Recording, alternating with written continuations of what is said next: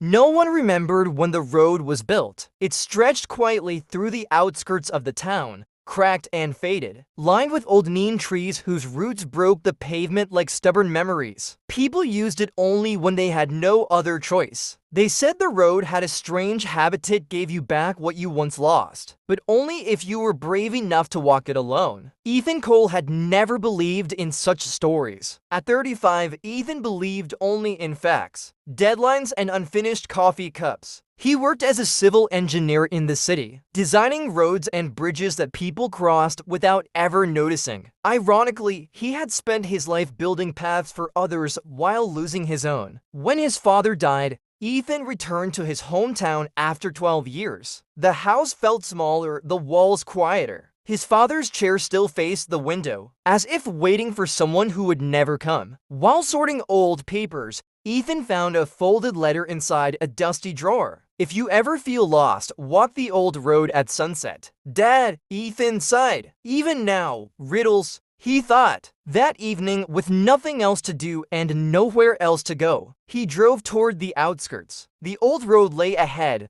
glowing faintly under the orange sky. He parked the car and stepped onto the cracked surface. The air felt heavier here. Each step echoed louder than it should have. After a few minutes, Ethan noticed something strange. The road looked familiar in a way that hurt. He stopped when he saw a boy sitting on a broken milestone, sketching shapes in the dust. The boy looked up. It was him, 12 years old. Same messy hair, same scraped knee, the same restless eyes full of questions. Ethan's breath caught this. "This isn't possible." The boy smiled. "You always say that when you're scared." The road stretched ahead, and with every step, Ethan met pieces of his past. The day he abandoned his dream of becoming a writer. The night he ignored his father's last phone call. The moment he chose safety over happiness. Each memory stood on the road like a mirror. "Why are you showing me this?" Ethan asked. The road answered, not with words, but with silence. Finally, he reached the end. There stood his father, younger and stronger, leaning on the same old walking stick. "You didn't fail," his father said gently. "You just forgot who you were." Ethan's eyes burned. "I wasted so much time." His father smiled. "Time only wastes those who refuse to begin again." The sun dipped below the horizon. The road faded. The figures disappeared. Ethan stood alone, but something had changed. The next morning, Ethan made a decision. He resigned from his job, moved back to the town, and began teaching engineering at the local college. At night, he wrote stories, memories, truths he had buried for years. The road still existed, quiet and cracked, but it no longer needed to remember him, because Ethan finally remembered himself.